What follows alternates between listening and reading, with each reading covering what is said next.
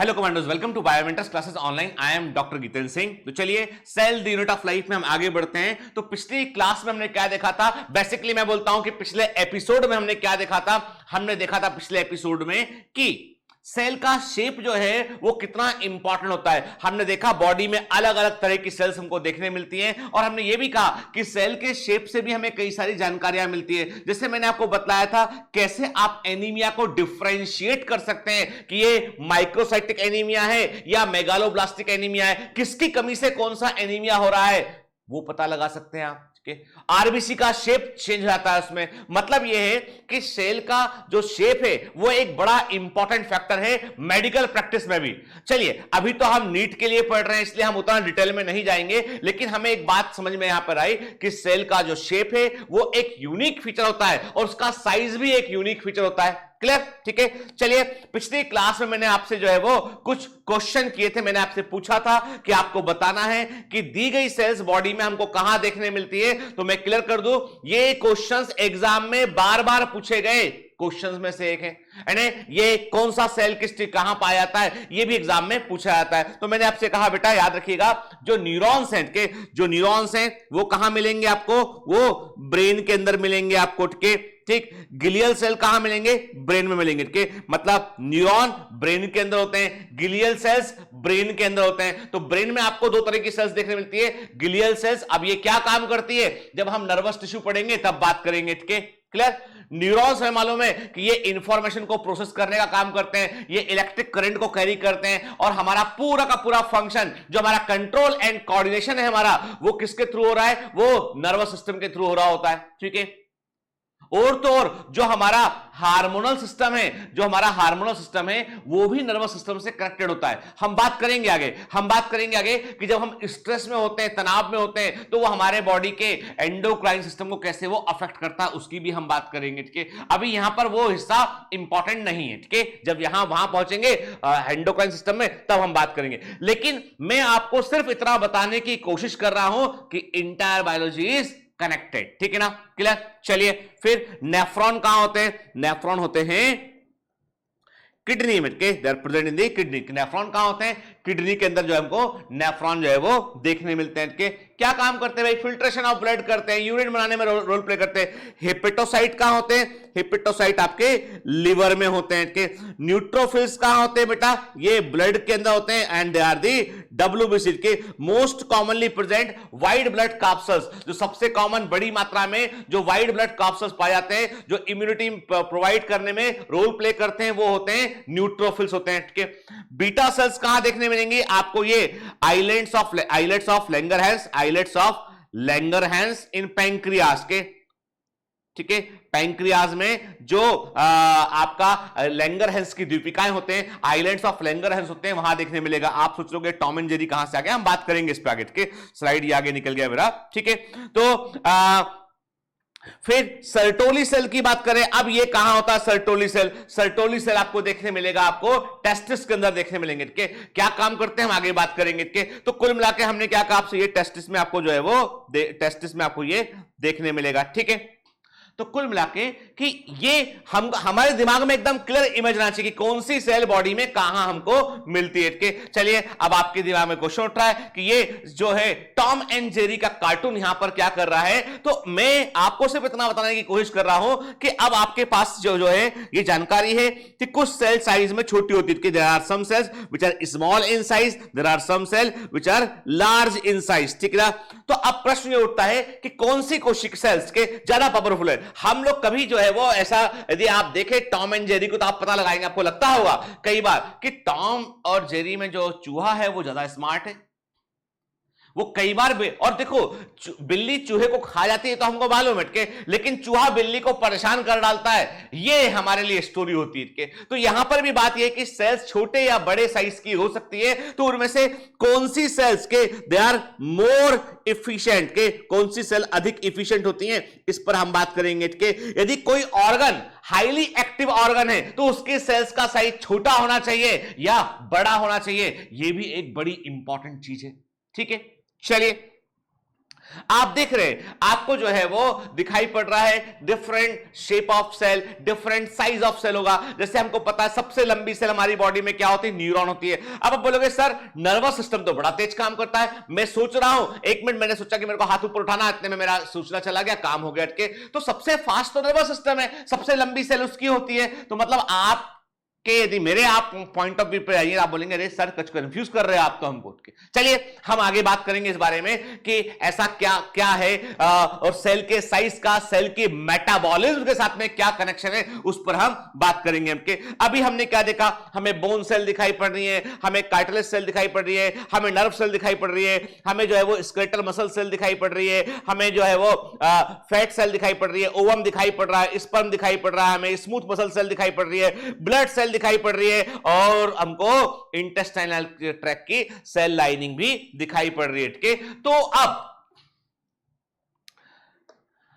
हम देख रहे हैं और हमें एक बात समझ में आ रही है कि हाँ, ये जो जहां जहां भी ये सेल प्रेजेंट है इनके शेप वेरी कर रहे हैं, इनके शेप अलग अलग तरह के हैं। तो कोई नहीं, देयर मस्ट भी, ऐसा हो ही नहीं सकता बायोलॉजिकल वर्ल्ड में और जैविक संसार में कि कोई चीज सिग्निफिकेंट ही ना हो और वो भी एग्जिस्ट करती है। याद रखिए, जो नेचर है उसकी एक प्रवृत्ति है, नेचर है उसकी एक टेंडेंसी है कि जो काम का नहीं है, जो नॉन एसेंशियल है, उसको धीमे धीमे रिड्यूस करके इलिमिनेट कर दो, हटा दो उसको, और जो काम का है, जो यूजफुल है, उसको आगे बढ़ाओ, प्रमोट करो। के ये प्रकृति का नियम है, ये प्रकृति का नियम है। ठीक है, चलिए तो अब हम बात करेंगे आज surface to volume ratio of cell. Cell के हम जो है सरफेस टू वॉल्यूम रेशियो पर बात करेंगे कि एक सेल, एक बड़ी सेल सेम साइज की और सेम साइज की छोटी छोटी सेल्स के ग्रुप में कौन बेहतर है, कि कौन बेहतर प्रकार से काम कर पाएगा, which is more effective and more active, smaller cells और लार्जर सेल्स, इस पर हम बात करेंगे। तो इसके लिए हम एक काम करते हैं, एक छोटा सा मैथमेटिक्स यहां पे लगाते हैं, surface to volume ratio of cell की बात करते हैं, कि कोशिकाओं के हम सतही क्षेत्र के सरफेस ऊपर का हिस्से की बात कर रहे हैं के जैसे, और जब हम वॉल्यूम की बात करते हैं, फॉर एग्जांपल मैंने आपसे कहा कि फॉर एग्जांपल कि आई हैव ए बॉक्स, ठीक है, मेरे पास एक बॉक्स है, ठीक है, it's a new camera I just purchased के, तो एक बॉक्स है। तो इस बॉक्स में हमने क्या देखा, हमने कहा कि इसका ऊपर से, केवल ऊपर से हम देखेंगे that is the surface area के, लेकिन इसके अंदर का भी हिस्सा हम शामिल कर लेंगे तो वो वॉल्यूम बन जाएगा। तो सरफेस टू वॉल्यूम, एक सेल जो है उसका सरफेस एरिया क्या है और उसका वॉल्यूम क्या है, उसको समझने की हमें कोशिश करना, उसके अनुपात को, उसके रेशियो को समझने की हमें कोशिश करना है। ठीक है ना, क्लियर। देखिए अब हमारे पास एक छोटी सेल है, एक बड़ी सेल है, के तो इन सेल्स में यदि हम कंपेयर करें तो हम इतना जानते हैं कि the smaller cells have more surface area पर वॉल्यूम, के यानी वॉल्यूम की तुलना में छोटी सेल्स में, स्मॉलर सेल्स में सरफेस एरिया अधिक होता है, और लार्जर सेल में वॉल्यूम की तुलना में surface area as compared to smaller cell, छोटी सेल्स की तुलना में रेशियो कम होता है। मतलब The smaller cells have more surface area as per the volume. Okay?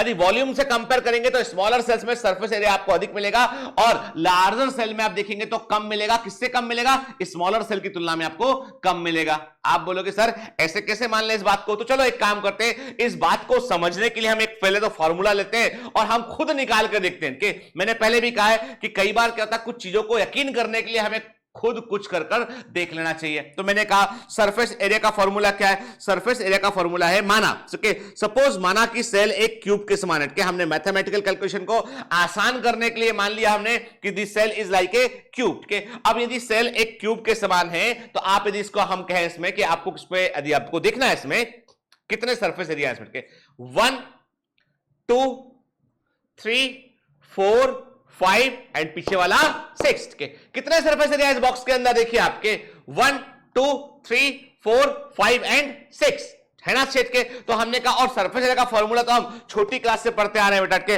Length into width into total surface के। तो हमने क्या कहा, टोटल सरफेस 6 है, इसमें लंबाई और चौड़ाई को मल्टीप्लाई कर दिया, that is the formula of surface area. Volume क्या होगा? लंबाई चौड़ाई और गहराई के, length width and depth is the volume. ठीक है, चलिए सॉल्व करते हैं इक्वेशन हमके। तो हम समझ गए, हम इस एनिमेशन को देख के समझ गए कि टोटल सरफेस जो होंगे वो एक क्यूब में कितने होंगे? 6 होंगे। और हम जानते हैं कि हमने यहां पे मैथमेटिकल कैलकुलेशन के लिए सेल को एक क्यूब के समान मानकर चल रहे हैं। क्लियर? क्लियर? कोई डाउट नहीं। चलिए मैंने कहा suppose cell is like a cube, तो फॉर्मूला देखा यहां पे हमने। अब चलो एक काम करते हैं, हम इक्वेशन को खुद सॉल्व करके देखते हैं कि हमने मान लिया, हमने कहा कि एक सेल जो है इट्स लाइक ए क्यूब, हमने मान लिया कि एक सेल जो है वो एक क्यूब के समान है, ठीक है। और इस क्यूब का हर एक सरफेस जो है, हर एक हिस्सा जो है वो 1 आर्म, इसकी 1 एट के लंबाई, लेंथ हमने कहा इसकी लेंथ जो है वो भी 1 हो गया, ठीक है। इसकी विड्थ जो है वो भी 1 हो गया, इसकी जो डेप्थ है वो भी 1 हो गया, ठीक है ना, ठीक है। यानी हर एक आर्म एक क्यूब की जो है वो 1 जो है, हमने मान लिया, हमने कहा कि वो 1 माइक्रोमीटर की या 1 मिलीमीटर की, whatever parameter you want to take, के तो हमने कहा कि वो सेंटीमीटर, हमने समझने के लिए बिल्कुल सिंपल सेंटीमीटर लिया, हालांकि सेल के लिए हमें माइक्रोमीटर लेना चाहिए, तो हमने कहा कि चलो 1 सेंटीमीटर का समझने के लिए आसानी हो आपको, तो हमने लिया कि 1 सेंटीमीटर का हर एक आर्म इस कट के। तो हमने क्या कहा, हमने कहा कि ये सेल एक हमारे पास है सी के। अब इस सेल का हमने क्या निकाला, हमने इसका सरफेस एरिया निकाला कि इसका सरफेस एरिया कितना है, के तो हमें मालूम फॉर्मूला है 6 इंटू लेंथ इंटू विड्थ, ये फॉर्मूला है 6 इंटू 1 कितना आ गया, ये 6 सेंटीमीटर स्क्वायर आ गया आपका सरफेस एरिया, ठीक है। अब माइक्रोमीटर लोगे तो माइक्रोमीटर स्क्वायर हो जाएगा वो, ठीक। फिर वॉल्यूम लिया इसका हमने, वॉल्यूम क्या आया इसका वॉल्यूम का फॉर्मूला क्या है, फॉर्मूला है length into width into depth, ठीक है। तो हमने क्या कहा 1 इंटू 1 मतलब कितना होगा ये 1 सेंटीमीटर क्यूब इसका जो है वो वॉल्यूम आया, ठीक है। देन हमने क्या कहा, हमने कहा कि हमें तो पता लगाना है कि सरफेस टू वॉल्यूम रेशियो कितना है, तो हमने क्या लगाया, पता लगाया 6:1 सरफेस टू वॉल्यूम रेशियो है, ठीक है। क्या देखा आपने देखा यदि एक सेल छोटी है और उसका हर एक आर्म 1 माइक्रोमीटर या 1 सेंटीमीटर का है, तो हमने यदि इसका सरफेस टू वॉल्यूम रेशियो निकाला तो वो 6:1 आया। मतलब यह है कि वॉल्यूम की तुलना में सरफेस एरिया 6 टाइम मोर है, वॉल्यूम की तुलना में सरफेस एरिया 6 टाइम मोर है, यह हमें मालूम चला। क्या सिग्निफिकेंस इस पर आगे बात करते हैं, अभी इतना समझ गए हम कि वॉल्यूम की तुलना में सरफेस एरिया 6 टाइम मोर है, ठीक है। अब हमने क्या किया, हमने दूसरी सेल को लिया हमने, ठीक है, ये सेल को थोड़ा सा बढ़ा लिया हमने, ठीक है। हमने क्या देखा, हमने कहा ये ऐसा, ठीक है, हमने कहा ये 2 है, ये भी 2 है और ये भी 2 है, ठीक है। अब ये हमने डबल कर दिया उसको, ठीक है। तो क्या किया अभी हमने इसका सरफेस एरिया निकाला हमने, ठीक है। कितना हो गया 6 इंटू लेंथ इंटू विड्थ, ठीक है ना, 6 इंटू 2 इंटू 2 कितना हो गया ये 24 सेंटीमीटर स्क्वायर, ठीक है। वॉल्यूम निकाला हमने, ठीक है, आपको पता है formula length into width into depth, के क्या हुआ 2 इंटू 2 इंटू 2 कितना आया 8 सेंटीमीटर क्यूब आया। मतलब यह हो गया कि यहां पर अब आपका सरफेस टू वॉल्यूम रेशियो कितना आया, आपका आया ये 24:8, कितना हो गया बेटा ये 3:1 हुआ कि नहीं हुआ, कितना हो गया 3। यानी जैसे ही आपने साइज को डबल किया, जैसे ही सेल के साइज को आपने डबल किया, सरफेस टू वॉल्यूम रेशियो अब सीधा आधा घट गया। पहले कितना था 6:1 था, अभी 3:1 हो गया। रखिएगा याद, इसको याद रखिएगा इसको, ठीक है ना। आगे बढ़ते हैं। अब क्या किया हमने सेल का साइज थोड़ा सा और बढ़ा दिया हमने, सेल का साइज थोड़ा सा हमने और बढ़ा दिया हमने, ठीक है ना। अभी कितना है ये, हमने कहा 3 एंड ये 3, ठीक है ना, क्लियर। अभी हमने क्या किया, सरफेस एरिया निकाला हमने इसका सरफेस एरिया निकाला, ठीक है। सीधा हम वॉल्यूम रखते हैं 6 इंटू 3 इंटू 3 कितना हो गया बेटा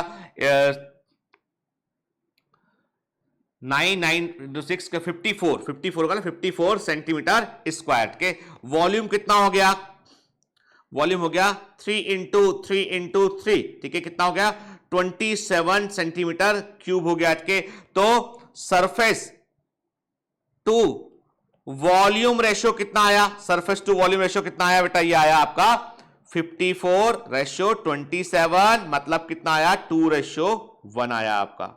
आया या नहीं आया बताइए। अब देखो मैं चाहता तो आपको एक लाइन लिखा के बात खत्म करता है कि भैया छोटी सेल का सरफेस एरिया अधिक होता है एज कंपेयर टू वॉल्यूम, लेकिन आपको पूरे समय एक क्वेश्चन दिमाग में रहता कि ये कैसे के, तो वो कैसे को सॉल्व करने के लिए हमको थोड़ा डेरिवेशन करना पड़ा यहां पे। तो हम ये बात समझ गए कि फाइनली हमने एक कंक्लूजन निकाला कि the smaller the cells are having the more surface area as compared to volume के। अब आप बोलोगे सर ये तो हमको बात समझ में आ गई कि आपने बता दिया कि सबसे पहले छोटी सेल थी तो आपने देखा था 6:1 था, फिर 3:1 हो गया वो उठ के, फिर 2:1 हो गया उठ के। तो कहने का मतलब ये कि हाँ ये बात समझ में हमको आ गई कि सेल का साइज बढ़ने के साथ साथ सरफेस और वॉल्यूम रेशियो गिर रहा है, लेकिन इससे क्या, क्योंकि बेटा सरफेस एरिया ही तो सेल मेम्ब्रेन का हिस्सा है, यानी जो सरफेस है वो सेल मेम्ब्रेन है, और सेल मेम्ब्रेन ही वो जगह है जहां से न्यूट्रिएंट अंदर आते हैं, पोषक पदार्थ अंदर आते हैं, और न्यूट्रिएंट अंदर आते हैं तो उस न्यूट्रिएंट के ऊपर मेटाबॉलिक रिएक्शन होती है, और मेटाबॉलिक रिएक्शन जब सक्सेसफुल होती है तो उससे ग्रोथ होता है, सेल की एक्टिविटी होती है। अब सेल को जब फूड ही अंदर नहीं मिलेगा तो सेल की मेटाबॉलिक एक्शन स्लो डाउन रहेंगी। तो इसका मतलब ये कि जिन सेल्स को डोरमेंट होना होता है, बात सुनिए पते की, जिन सेल को डोरमेंट होना होता है वो अपना आकार बड़ा कर लेती है कि भैया आप सरफेस एरिया स्लो ग्रोथ के, यानी दिस स्लो ग्रोइंग सेल्स वो अपना आकार बड़ा कर लेती है।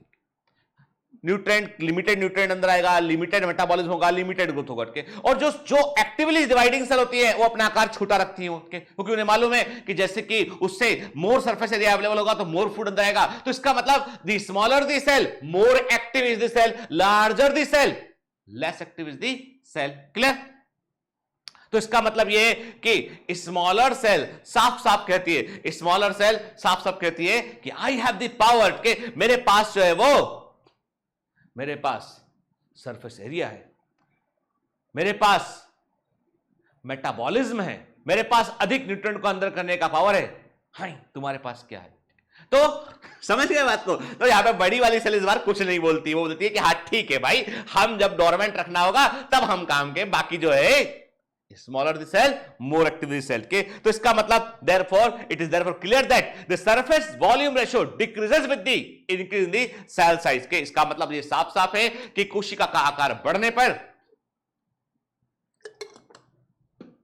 सरफेस वॉल्यूम रेशियो घट जाता है के। Now we get the connection के, और this flow chart should be in your copy के, ये आपकी कॉपी के अंदर होना चाहिए के।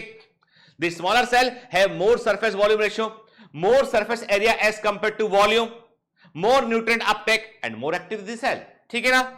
समझ गए बात को? तो ये तो कनेक्शन है। इसका मतलब अब आपके दिमाग में क्वेश्चन झट से आ रहा है कि सर इस कनेक्शन में न्यूरॉन्स कहां? वो तो लंबे से देखो, न्यूरॉन्स में metabolism is not playing very important role.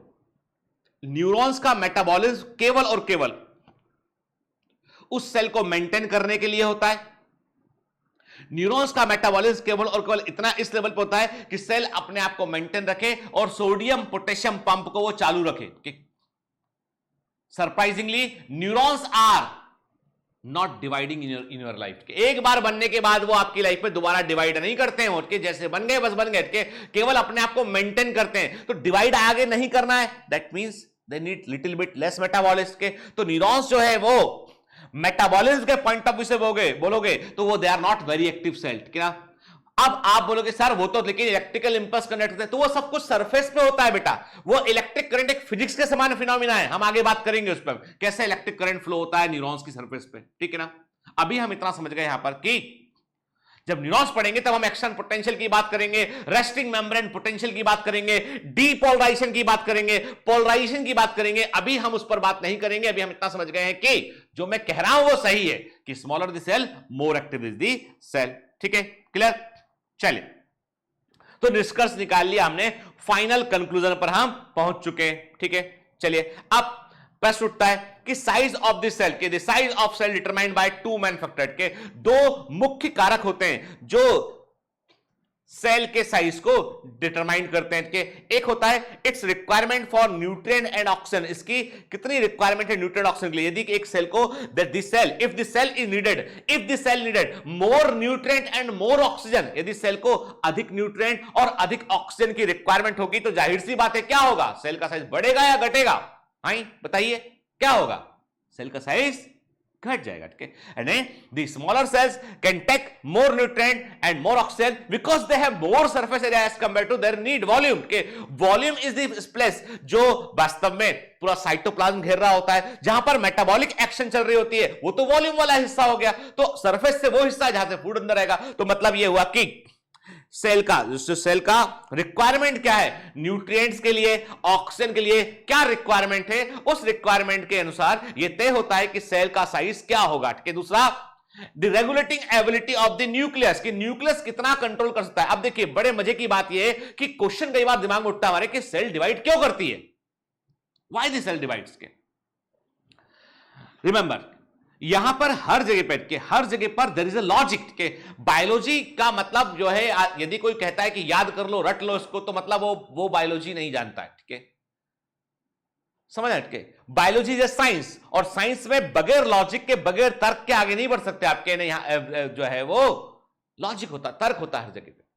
ठीक है, और वो मतलब हर जगह पर एक राज छिपा होता है, और उस राज को जानने की हम कोशिश करते हैं, उस सीक्रेट को रिवील करने की हम कोशिश करते हैं। अभी मैंने आपसे कहा कि the regulating ability of the nucleus वो भी डिसाइड करती है कि सेल का साइज क्या। अब होता क्या है, देखिए नॉर्मली एक सेल बना, ठीक है, यंग सेल था ये, है ना, यंग सेल था, नया बन के सेल आया, इसका ये न्यूक्लियस है, न्यूक्लियस के पास में डीएनए है के। अब इस सेल ने क्या किया, अपना साइज बढ़ाना शुरू किया, इसका साइज, सेल का साइज बढ़ा। ठीक है, ये न्यूक्लियस है। अब पहले की तुलना में न्यूक्लियस को जो है, न्यूक्लियस क्या करता है, न्यूक्लियस में डीएनए है, डीएनए इंफॉर्मेशन को देता है, डीएनए एमआरएनए को बनाता है, डीएनए पूरी की पूरी सेल पर कंट्रोल रखता है, और डीएनए बोले तो बॉस मॉलिक्यूल के, पूरी सेल पे कंट्रोल डीएनए का होता है। के अब डीएनए बोलता है देखो पहले मेरे पास काम कम था तो मैंने पूरी सेल को अच्छे से संभाला, अब तुमने सेल का साइज बढ़ा रहे हो, वॉल्यूम बढ़ रहा है सेल का, लगातार सेल का वॉल्यूम बढ़ रहा है। अब न्यूक्लियस क्या बोलता है, न्यूक्लियस कहता है कि लगातार बढ़ते हुए वॉल्यूम को संभालना मेरे लिए मुश्किल हो रहा है। भाई सिंपल सी बात है, मैं आपको एक एग्जांपल देता हूं, रूटीन लाइफ का एग्जांपल है कि घर में मम्मी है, ठीक है, आपकी सिस्टर, आपका ब्रदर, ठीक है, पापा, 3-4 लोग घर में हैं। तो मम्मी क्या करती है, सुबह बड़े जो है वो नॉर्मली हम देखते हैं इन जनरल फैमिलीज में जो है आपके लिए खाना बना दिया, सब कुछ प्रबंध कर दिया। ठीक है, तो अभी मम्मी आपके खाने की रिक्वायरमेंट, जितना खाना रिक्वायर है, भोजन जितना बनना चाहिए उतना फूड मम्मी बना देती है कि भैया आप सब लोग खा ले, भरपेट खा ले अच्छे से। ठीक है, सडनली क्या हुआ, सडनली जो है वो आपके घर में थोड़े दिन बाद क्या हुआ कि 3-4 मेहमान आ गए कुछ। अब कितने लोग हो गए, आप 4 लोग ऑलरेडी, 4-5 लोग ऑलरेडी थे, अब 3-4 लोग और आके जुड़ गए। तो मम्मी ने थोड़ा और काम किया, लेकिन मम्मी शाम को आके पापा से बोली कि थक गई हूं बहुत, तब क्योंकि अभी पहले से रोटी भी डबल बनानी पड़ रही है, सब्जी, मतलब काम बढ़ जाता है, कोई मेहमान आया काम। अभी सडनली क्या हुआ, सडनली जो है वो आपने बोला कि केक, मेरी बर्थडे पार्टी। मम्मी ने कहा हाँ बेटा मनाएंगे बिल्कुल, बुला लो तो आए 4-5 दोस्त। आपने कहा 4-5 नहीं आएंगे, 40-50 दोस्त आएंगे हमारे। अब हम बड़े हो गए, हमारे दोस्तों की संख्या भी बढ़ गई है अभी। मम्मी बोली 1 मिनट पापा से बात करती हूँ। पापा को जाके पूछा, पापा ने कहा कि भैया ऐसा 40-50 लोग आएंगे, काम करते बाहर से कुक मंगा लेते हैं या कैटरिंग वाले से बात कर लेते हैं कि वो आके खाना लगा देगा, वो बना बनू करके। आप समझ गए बात करके, यानी यहां पर अब मम्मी ने बोला कि भैया या तो मेरे जैसी एक और जो है कॉपी तैयार कर दो, ठीक, पर वो पॉसिबल नहीं था, है ना। रियल लाइफ की बात करें तो क्या किया कि वैसे जैसे वो काम कर रही थी वैसे ही काम करने वाला कोई दूसरा भी आ गया जो काम को बांट लिया, ज्यादा काम हो गया। सेम थिंग आप सोचिए ना कि सेम वैसे ही है कि सेल के अंदर लगातार ग्रोथ होने पर cytoplasm need more and more message for the it's maintenance. क्योंकि देखिए साइटोप्लाज्म के पास तो यदि बॉस इंफॉर्मेशन नहीं देगा तो सारे लोग बैठ जाएंगे क्या, एवरीडे, चाहे आप छोटी कंपनी चला रहे हो, बड़ी कंपनी चला रहे हो, बॉस को एक सेट ऑफ इंफॉर्मेशन प्रोवाइड करना पड़ता है कि अपना काम ऐसे होगा, ये काम करना है। ठीक है, तो फिर एम्प्लॉइज काम करते, सारे लोग काम करते हैं। डीएनए मॉलिक्यूल कहता है कि भैया जो सेल है, यदि जो उसका साइज लगातार बढ़ रहा है तो एक न्यूक्लियस की अपनी कैपेसिटी है कि वो कितना साइटोप्लाज्म का लेवल जो है वो मेंटेन कर सकता है, कितने जो है वो वॉल्यूम ऑफ साइटोप्लाज्म को वो कंट्रोल कर सकता है। जब वो बढ़ने लगता है तो न्यूक्लियस की रेगुलेटिंग एबिलिटी घटने लगती है, अब वो प्रॉपर रेगुलेट नहीं कर पाएगा। तो क्या सेल को फेल हो जाने देंगे, क्या सेल को फेल हो जाने देंगे, नहीं, सेल को डिवाइड कर लेंगे। इसका मतलब यह हुआ कि सेल को डिवाइड करने में एक बड़ा इंपॉर्टेंट फैक्टर होता है न्यूक्लियोसाइटोप्लाज्मिक रेशियो का। चलिए आगे बात करते हैं इस पर। अब इसका मतलब यह हुआ कि सेल को के साइज को कंट्रीब्यूट करने वाले 2 इंपॉर्टेंट फैक्टर होते हैं। देखिए हमने पहले वाले चीज से कंक्लूजन निकाला हुआ है, सेल के साइज में कंट्रीब्यूट करने वाले दो इंपॉर्टेंट फैक्टर होते हैं। पहला होता है न्यूक्लियोसाइटोप्लाज्मिक रेशियो, ठीक है। मतलब यह है कि आपका जो वॉल्यूम, जो न्यूक्लियस है और साइटोप्लाज्म उसके वॉल्यूम में क्या रेशियो के, यानी जैसे जैसे सेल का साइज बढ़ता चला जाता है वैसे वैसे न्यूक्लियोसाइटोप्लाज्मिक रेशियो घटने लगता है, वैसे वैसे न्यूक्लियोसाइटोप्लाज्मिक रेशियो घटने लगता है, ठीक है ना। क्लियर। हमने क्या कहा, हमने कहा कि there is a volume of cytoplasm, हमने कहा कि साइटोप्लाज्म का वॉल्यूम है, ठीक है, and there is a volume of nucleus, ठीक है, ठीक है। अब क्या होगा बेटा, जैसे जैसे साइटोप्लाज्म का वॉल्यूम बढ़ेगा न्यूक्लियस का वॉल्यूम फिक्स रहेगा, तो क्या दिक्कत होगा, दिक्कत होगा कि न्यूक्लियोसाइटोप्लाज्मिक रेशियो जो है वो बढ़ रहा है, लगातार बढ़ रहा है, और लगातार बढ़ने के कारण क्या न्यूक्लियस की रेगुलेटिंग एबिलिटी कम होने लगती है। तो अब आपको बताऊं क्या होता है। इंटरेस्टिंग बात यह होती है कि जैसे जैसे सेल का वॉल्यूम बढ़ता है और सेल का साइटोप्लाज्म का वॉल्यूम बढ़ रहा है, न्यूक्लियस को लगता है आई कैन नॉट कंट्रोल इट, मतलब मैं इसको कंट्रोल नहीं कर पाऊंगा। तो डीएनए कहता भैया अपन भी डबल हो जाते हैं, चलो, तो डीएनए भी डबल होने लगा अंदर। मतलब पहले तो साइटोप्लाज्म ग्रो किया, ग्रोथ हुआ किसका, साइटोप्लाज्म का ग्रोथ हुआ, फिर क्या हुआ, फिर न्यूक्लियस के अंदर डीएनए का ग्रोथ होने लगा। अब डीएनए भी डबल, साइटोप्लाज्म भी डबल, सब कुछ डबल, सेल का size double, surface volume ratio आधा। देखिए ना, साइटोप्लाज्म डबल हो गया तो न्यूक्लियस ने कहा कि मैं संभाल नहीं पाऊंगा, न्यूक्लियस ने अपने डीएनए को भी डबल कर लिया, डीएनए डबल, साइटोप्लाज्म डबल, तो सेल का साइज ओवरऑल डबल, और सेल का साइज ओवरऑल डबल मतलब सरफेस वॉल्यूम रेशियो आधा। तो अभी यदि सेम लेवल ऑफ एक्टिविटी को मेंटेन करना है, जो पहले था, सेम लेवल ऑफ एक्टिविटी को मेंटेन करना है, तो क्या करना पड़ेगा, क्या करना पड़ेगा, डिवीजन डिवीजन डिवीजन, डिवाइड करना पड़ेगा। क्लियर। चलिए, तो मैंने कहा कि इसका मतलब यह है कि सेल डिवीजन का संबंध भी समझ में आया हमको कि भैया सेल डिवीजन भी जो है सेल के साइज के साथ में जुड़ा हुआ है, के तो न्यूक्लियोसाइटोप्लाज्म रेशियो इंपॉर्टेंट के। Second, surface area of the cell, कि सेल की रिक्वायरमेंट कितनी है कि उस पर भी डिपेंड करता है कि सेल के दी, अब फॉर एग्जांपल क्या, अब जाहिर सी बात है कि एक सेल है, उसने कहा कि भाई देखो मैं इतना अपना साइज और अधिक नहीं बढ़ा पाऊंगी, कि सेल ने कहा कि मैं जिस टिश्यू में रहती हूं, जिस जगह पर मैं हूं, वहां पर I can not afford to increase my size. यदि मेरा साइज बढ़ा, यदि मेरा साइज बढ़ा तो मेरा सरफेस एरिया कम हो जाएगा और मैं अधिक फूड को अंदर नहीं ले पाऊंगी। मान लीजिए इंटेस्टाइन की सेल है, कि आपके इंटेस्टाइन में जो सेल है, आंतों के अंदर जो सेल्स है, वो बोलती है मेरा काम तो यह है कि फूड को अंदर लेना है ताकि पूरी बॉडी को फूड मिल सके। साइज में बड़ा करूंगी तो सरफेस एरिया मेरा घट जाएगा। साइज मेरा छोटा है, स्मॉलर इन साइज, लेकिन तब भी काम करने में मुझे दिक्कत हो रही है क्योंकि साइज मेरा छोटा। कितना छोटा साइज करूं मैं, मतलब कितना छोटा साइज करूं, मैंने एक लेवल तक साइज छोटा कर लिया है। तो ईश्वर ने कहा कि कोई बात नहीं भाई, ऐसा करते हैं हम इसमें ऐसा मॉडिफिकेशन करते हैं। देखिए, God is having its on laboratory, वहां पे प्रयोग चल रहा है। उसने कहा काम करो, ये सेल जो है वो छोटी हो गई है, लेकिन इसका जो काम है वो फूड को एब्जॉर्ब करने का काम है, तो इसका सरफेस एरिया बढ़ाओ। कैसे बढ़ा सकते हो, उन्होंने कहा कुछ नहीं करते हम, इसकी मेम्ब्रेन में ऐसे ऐसे फोल्ड करते हैं, विलाई बन गए। देखिए बन गए विलाई, है ना, विलाई। अब ये विलाई जो होते हैं, माइक्रो विलाई जो होते हैं, ये सरफेस एरिया को कई गुना बढ़ा देते हैं। के समझ रहे हैं, यानी सेम साइज की सेल ये है और दोनों सेल में फर्क क्या है, फर्क ये कि इसके पास में विलाई प्रेजेंट है। ठीक है, तो डिपेंड करता है कि सेल का सरफेस एरिया कितना चाहिए, उसको क्या उसकी रिक्वायरमेंट है, वो डिसाइड करता है कि सेल का साइज क्या होगा। जनरली हम क्या करते हैं, हम बायोलॉजी पढ़ते हैं, सेल का साइज ये होता है, इतना होता है, छोटी होती है, बड़ी होती है, पढ़ के बात खत्म करते हैं इनके। हम जो है पर्दे के पीछे की कहानी नहीं जानते कि एक्चुअली कहानी क्या है, एक्चुअली स्टोरी क्या है। ठीक है, and you should always know the real story behind every scene के, and this is episode on biology, तो हर सीन के पीछे की कहानी है कि वो पता हमको होना चाहिए। ठीक, चलिए अब मैंने क्या कहा आपसे, मैंने आपसे कहा the size of cell has no relation with the size of organ. ऐसा नहीं है कि हाथी बड़ा है तो एलिफेंट की सेल बड़ी है, कि चींटी छोटी, चींटी की सेल छोटी है, कि ऐसा नहीं, कि सेल के साइज का ऑर्गेनिज्म के साइज से कोई संबंध नहीं है। क्या देखिए, द यूनिसेलुलर ऑर्गेनिज्म जनरली जो एक कोशी जीव होते हैं, यूनिसेलुलर ऑर्गेनिज्म होते हैं, उनमें क्या होता है बेटा, उनमें सरफेस वॉल्यूम रेशियो लो होता है। कि जो जनरली यूनिसेलुलर ऑर्गेनिज्म होते हैं, क्योंकि वो उनकी एक सेल के अंदर ही सब सेलुलर, आप कहते हैं कि कोशिकाओं के एक सेल के लेवल पे ही जो है वो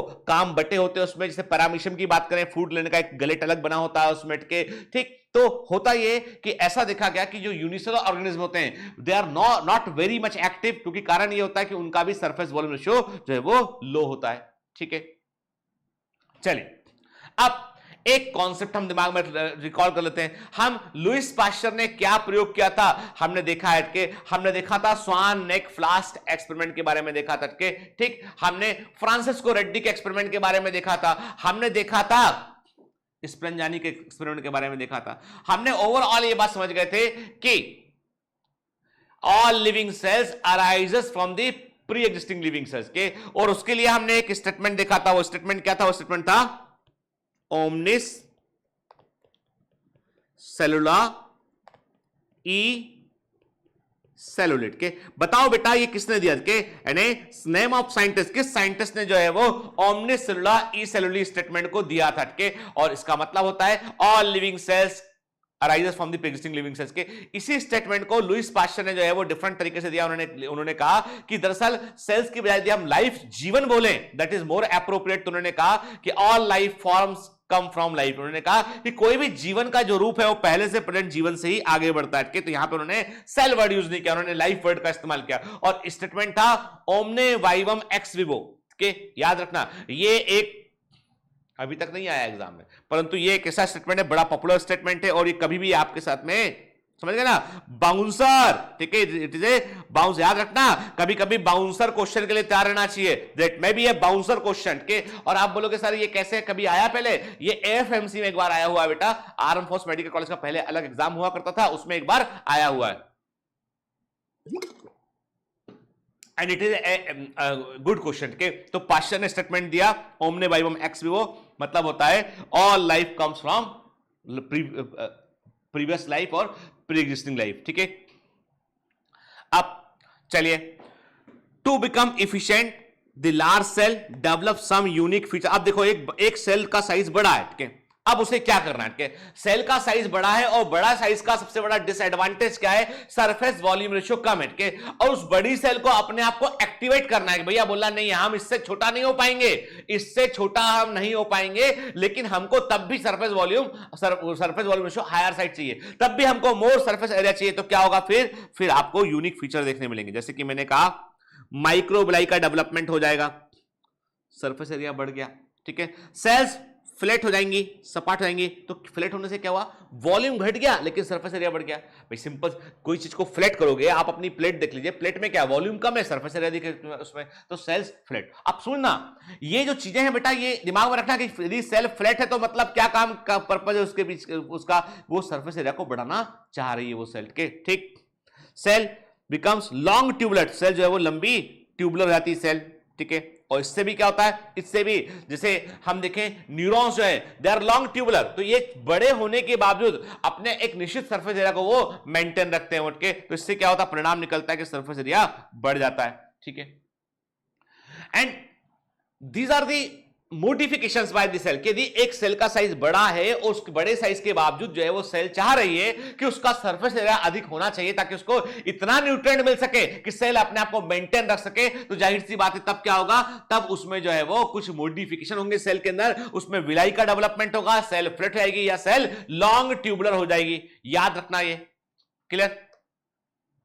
ठीक है बेटा, चलिए अब एक बात तो हम समझ गए बात को कि सेल एक मशीन के समान होती है, एक कोशिका या सेल एक मशीन के समान होती है, और मशीन को चलाने के लिए you need constant supply of energy. के आप जो यहां पर एनिमेशन में देख रहे हैं that is a petrol engine, के हम सबकी गाड़ियों में होता है, कारों के अंदर होता है, स्कूटर्स में, बाइक में होता है, हम देख रहे हैं कि देयर इज ए इंजन के, और ये इंजन जो है वो इसके कई, आप देखिए इसमें क्या, आप इस इंजन में क्या देख रहे हैं? This shows and this animation shows how the metabolism work के। आप देखिए डिफरेंट कंपोनेंट के, यानी कोई भी एक कंपोनेंट चलता है तो दूसरा कंपोनेंट भी चल रहा है उसमें, तो एक सिंक्रोनाइज वे में, एक बिल्कुल समन्वित प्रक्रिया में जो है वो एक्टिविटी चल रही होती है। बिल्कुल लिविंग सेल्स भी ऐसी होती है, यानी हम भी कोई मशीन से कम नहीं है, हमारी हर सेल भी एक मशीन के समान है। तो उस मशीन को चलाने के लिए हमको एक वेल कोऑर्डिनेटेड तरीके की आवश्यकता होती है, और उस तरीका तो चाहिए। हमने कहा ना कि तरीका यदि कोई भी, अब सोचिए कोई गाड़ी खराब क्यों होती है? क्योंकि उसका जो पूरा इंजन है उसमें कोई ना कोई जगह पर कोई फॉल्ट आ गया होता है, तो इंजन आगे काम नहीं करता है।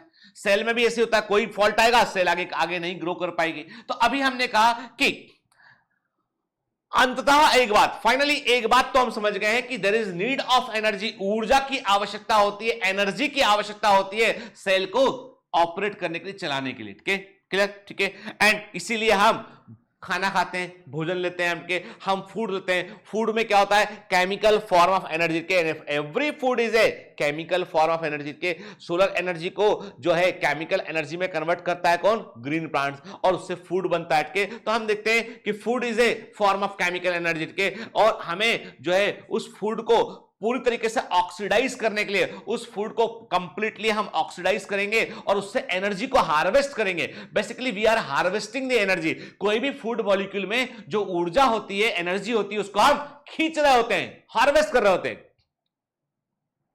Harvesting is a synchronise process के, एक प्रकार से समन्वित प्रक्रिया होती है। तो हमने क्या कहा? हमने कहा फूड मॉलिक्यूल की रिक्वायरमेंट क्यों होती है हमें? क्योंकि हमको लगातार जो है वो हमारी मशीन को चलाने के लिए, हमारी मशीनरी को चलाने के लिए ऊर्जा की आवश्यकता है, और वो एनर्जी आती कहां से? फूड से आती है। और उस फूड से एनर्जी निकालने में ऑक्सीजन रोल प्ले करता है। अंतिम परिणाम क्या होता है? अंतिम परिणाम ये होता है कि फूड से एनर्जी निकल जाती है और साथ में जो है वो कार्बन डाइऑक्साइड भी हम बाहर रिलीज करते हैं। जो ऑक्सीजन लिया हमने, फिर जो देखिए जो फूड जब फूड मॉलिक्यूल बना था तो हमने एनर्जी वाले हिस्से में बात किया हुआ, बेसिक्स ऑफ बायोलॉजी में बात किया हुआ। फूड बना था तो CO2 प्लस H2 को मिला के ग्लूकोज मॉलिक्यूल बना था। तो ग्लूकोज मॉलिक्यूल में क्या है? C है, H है और O है, C6H12O6 के। तो C और O कहां से आया? ग्लूकोज मॉलिक्यूल में C और O आया था कार्बन डाइऑक्साइड से, और H कहां से आया? H आया था वाटर से, और एक्स्ट्रा वाटर से क्या बच गया? ऑक्सीजन बच गया, जिसको बाहर वायुमंडल में निकाल दिया। ऐसे ही हुआ था ग्रीन प्लांट में। तो जो शुगर मॉलिक्यूल है उसमें क्या है? उसमें कार्बन के पास में जो है वो हाई एनर्जी के बॉन्ड प्रेजेंट है। Every sugar molecule is having a structure having the more energy bond के, और हमारा पर्पस ये कि उसके बॉन्ड तोड़ के हम एनर्जी निकाल लें।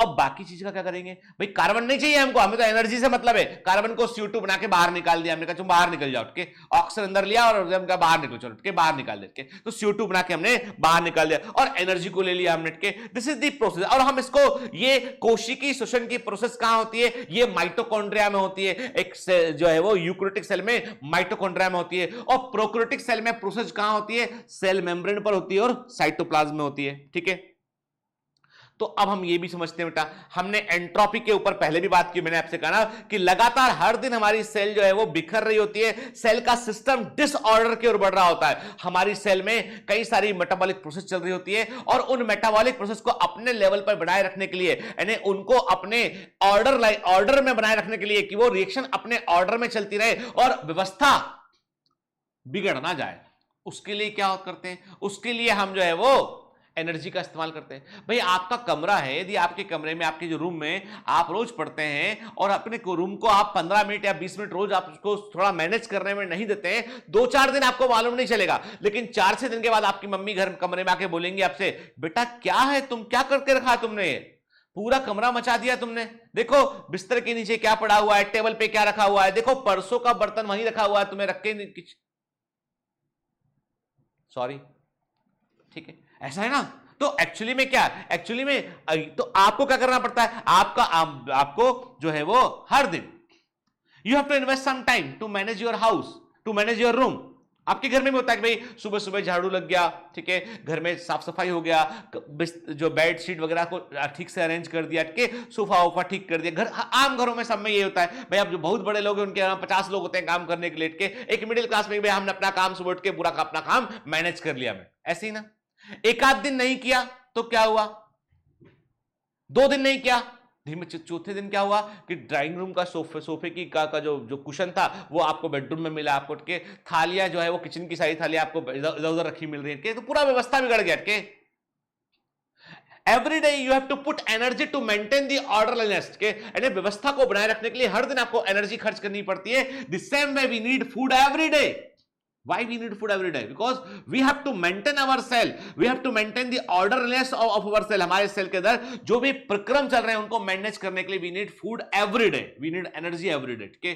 अदरवाइज एंट्रोपी बढ़ती चली जाएगी, और एंट्रोपी बढ़ना मतलब ये अव्यवस्था की ओर जाना, डिसऑर्डरनेस की ओर जाना। और यदि एंट्रोपी लगातार बढ़ती चली गई और डिसऑर्डरनेस बढ़ता चला गया तो व्यक्ति मर जाएगा, सेल मर जाएगी। ठीक है, इसीलिए जो पेशेंट हॉस्पिटल में कोमा में होते हैं उनको भी हम जो है वो फूड सप्लाई दे रहे होते हैं, उनको भी हम न्यूट्रिएंट सप्लाई, ग्लूकोज चढ़ा रहे होते हैं, न्यूट्रिएंट चढ़ा रहे होते हैं, क्योंकि वो they are unable to take food के,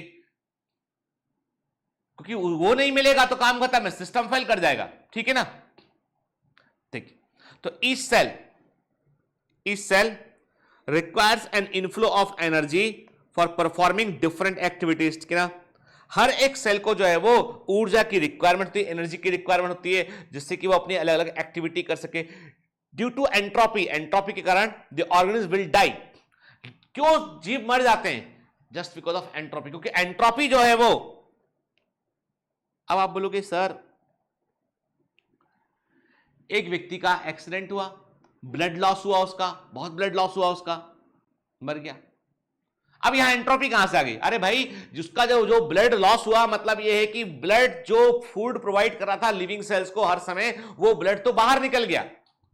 the entire system get blocked, पूरा सिस्टम ब्लॉक हो गया, वो अब नहीं मिल पा रहा फूड सेल्स को। What happened? After few hours, immediately नहीं मरेगा, आपको हॉस्पिटल ले जाने का मौका मिलेगा व्यक्ति को, क्या आप, लेकिन वो ड्यूरिंग द ट्रीटमेंट जब तक इसको प्रॉपर सही समय पर उपचार नहीं मिला तो व्यक्ति मर सकता है, डेथ हो सकती है ना। कुछ भी देखें आप, फाइनली आउटकम ये है कि सेल को जो है वो नॉरिशमेंट नहीं मिला, तभी तो पूरी बॉडी एक साथ खत्म हो गई। तो बात इतनी सी है कि मैंने कहा कि due to entropy the organism will die, so to overcome entropy there is requirement of continuous inflow of energy, that's why the plant synthesise food and we require food के। ठीक, इसलिए पौधे हर समय भोजन बनाते हैं, हमें भोजन की रिक्वायरमेंट होती है। आप देखना किसी भी हॉस्पिटल में, आप देखना जैसे ही आप पेशेंट को लेकर जाएंगे एडमिट करने के लिए, सबसे पहला काम हॉस्पिटल करेगा कि वो वेनफ्लॉन लगा देगा। फट से वो आपके किसी व्यक्ति जो पेशेंट है उसके वेनफ्लॉन लगा देंगे, वेनफ्लॉन लगा के सीधा सप्लाई चालू करेंगे उनके, क्योंकि उन्हें मालूम है कि यदि हमने बॉडी के ऐसे सेल्स ब्लड प्रेशर लेंगे कि ब्लड वही काम का प्रॉपर वॉल्यूम है कि इनके, यदि ब्लड प्रेशर क्या है तो फिर सप्लीमेंट चलाएंगे कि प्रेशर आपका रेस्ट करे, वो दवाएं देंगे इनके। कुल मिला के पर्पस ये कि oxygen supply should be maintain, glucose supply should be maintain to the entire body, जिंदा रखना है। बाकी बीमारी का इलाज तो कर लेंगे, कोई इन्फेक्शन है तो दवा देंगे, 2-4 दिन में दवा काम करेगी और ठीक हो जाएगा इन्फेक्शन के। कोई घाव लगा है तो घाव भी हील कर जाएगा, लेकिन body need support that time. तो हमेशा बोतल लग जाती है, हमेशा जो है वो व्यक्ति को जो है वो इस प्रकार से जो है वो वेनफ्लॉन लगा दिया जाता है, just to maintain the supply. ठीक है, ठीक। Now the point of focus is क्या है? पॉइंट ऑफ फोकस क्या है कि अब हमें जिस बिंदु पर ध्यान देना, आप बोलोगे सर ये एंजाइटी कहां गई? यहां पे आएगी बेटा, आएगी, सब्र से आएगी, बिल्कुल आएगी, 100% एंजाइटी कवर होगी। मैंने पहले भी आपसे कहा है, this is the chapter that is the soul of entire biology. ये वो चैप्टर है जो पूरे बायोलॉजी की आत्मा है। यदि आप सेल को ठीक से नहीं समझे तो आपको ह्यूमन फिजियोलॉजी में दिक्कत जाएगी, आपको प्लांट फिजियोलॉजी में दिक्कत जाएगी, आप बहुत सारे कॉन्सेप्ट को नहीं समझ पाएंगे क्योंकि आप सेल को अच्छे से नहीं समझते हैं। So we have to invest time in this chapter and we have to understand each and every minor details of the chapter, ताकि आगे जाके हमारी स्पीड एकदम बढ़ सके, आगे जाके हमको जो है वो बेसिक्स में कोई कंफ्यूजन ना रहे। और हमेशा याद रखिए कि जब तक हमारे बेसिक्स क्लियर नहीं होते ना, हम उसके ऊपर बड़ी इमारत नहीं बना सकते। एक अच्छी बड़ी इमारत बनाने के लिए नींव को मजबूत होना पड़ता है, और नींव मजबूत करने के लिए जब आप पढ़ रहे हैं ना, तो आपके सब्जेक्ट की नींव को मजबूत करने के लिए you have to work on basics. अब कई बच्चों ने कहा सर फिजिक्स में सर बेसिक मैथमेटिक्स पढ़ा रहे हैं, बहुत क्लास हो गया, 8-10 क्लास हो गया, कितना चलेगा? अरे भैया सर यदि सीधा फिजिक्स पढ़ाना शुरू कर देंगे आपको, जिन बच्चों ने पहले का जो 11th में सीधे बच्चा है, तो आपको लगेगा कि ये क्या हो गया एकदम से, ये कहां से ज्ञान आ रहा है, किस दिशा से आ रहा है, किस दिशा में ज्ञान जा रहा है। तो you have to understand first कि भैया कितना मैथ्स हमको फिजिक्स के लिए दिमाग में रखना है। पूरा मैथ्स काम का नहीं है, कितना मैथ्स दिमाग में रखना है हमको, ताकि फिजिक्स हमको अच्छे से बनने लगे के। और एक बार यदि आपको फिजिक्स अच्छे से बनने लगेगी ना, तो आपका डर जो है एग्जाम का वो निकल जाएगा। एग्जाम में सबसे कम नंबर देने वाला फिजिक्स है, सबसे अधिक डराने वाला भी फिजिक्स है, सबसे अधिक नंबर देने वाला बायोलॉजी है, केमिस्ट्री है, डराता भी कम है। लेकिन डर ही तो वो चीज है जिससे हमें बाहर निकलना है, एस्केप करना है। तो इसलिए डर का मुकाबला कीजिए और उसको अपने आप को डराने मत दीजिए, समझ गए बात को, ठीक। चलिए, तो पॉइंट ऑफ फोकस पे हम आते हैं कि पॉइंट ऑफ फोकस क्या है। Cell is an open system, हमें कांस्टेंट एनर्जी चाहिए होती है, फूड चाहिए होता है, cell is an open system के, ठीक। फिर दूसरा पॉइंट ऑफ फोकस कि शिल्डन और स्वान का जो पेपर था जिसमें उन्होंने सेल थ्योरी के बारे में बतलाया था, तो सेल थ्योरी के उस पेपर का टाइटल क्या था, तो ये हमें पता होना चाहिए। The title of Schleiden Swann paper was microscopic investigations on the similarity of structure and growth in animals and plants के। This is asked in the AFMC interview and CMC interview, ठीक। एएफएमसी और CMC का normal interview होता है, तो कई बार इस तरह की चीजें पूछ लेते हैं आपसे वोट के। हालांकि एएफएमसी में आपसे जनरल बातें ज्यादा पूछते हैं, पर सीएमसी में कई बार एकेडमिक चीजें पूछ लेते हैं आपसे, तो पता आपको होना चाहिए कि कैलस क्या होता है। पिछली क्लास में मैंने आपको बताया था बेटा, सेलुलर टोटिपोटेंसी के बारे में बताया था। जब एक सिंगल सेल को हम एक न्यूट्रिएंट मीडियम में रखते हैं और वो सेल्स मल्टीप्लाई करती है और एक ग्रुप ऑफ सेल में आती है, एक बंच ऑफ सेल में आती है, उसे हम क्या बोलते हैं, उसे हम कैलस बोलते हैं। तो callus is the unorganised but actively dividing mass of undifferentiated cell के। ये डेफिनेशन याद रखिएगा कि कैलस क्या होता है, अव्यवस्थित होता है, कोशिकाओं का एक गुच्छा होता है कि जब इसमें हम जो है वो रूट और स्टेम को बना लेंगे तो पूरा प्लांट बन जाएगा। वो एक सिंगल सेल को आपने एक न्यूट्रिएंट मीडियम में डाला, आपने पोषक माध्यम में डाला, वो डिवाइड की सेल और कई सारी सेल्स का गुच्छा बन गया, ग्रुप बन गया, उसे कैलस कहते हैं हमके। तो ये अनऑर्गेनाइज्ड होता है, एक्टिवली डिवाइडिंग जो है वो मास ऑफ अनडिफरेंशिएटेड सेल होता है। एंड सेल्स डिफरेंशिएटेड नहीं होती है, एक्टिवली डिवाइडिंग सेल होती है, ठीक है।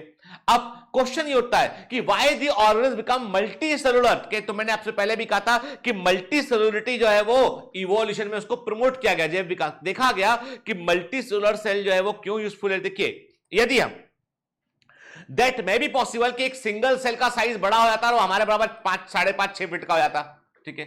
लेकिन प्रॉब्लम वही है ना कि यदि सिंगल सेल का साइज बढ़ाओगे बढ़ाओगे बढ़ाओगे, कितना भी बढ़ाओगे, सरफेस वॉल्यूम रेशियो तो घटेगा।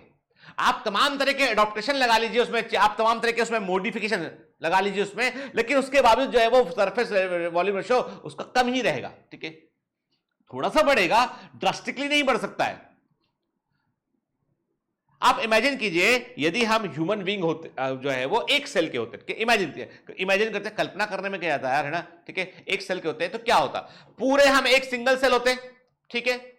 अब हमको फूड लेना है तो अभी हमारे पास एक माउथ है जिससे हम फूड, फिर क्या होता, हमारे कम से कम जो है वो 10-25 हजार माइक्रोबिलाई निकले होते ऐसे सब तरफ के।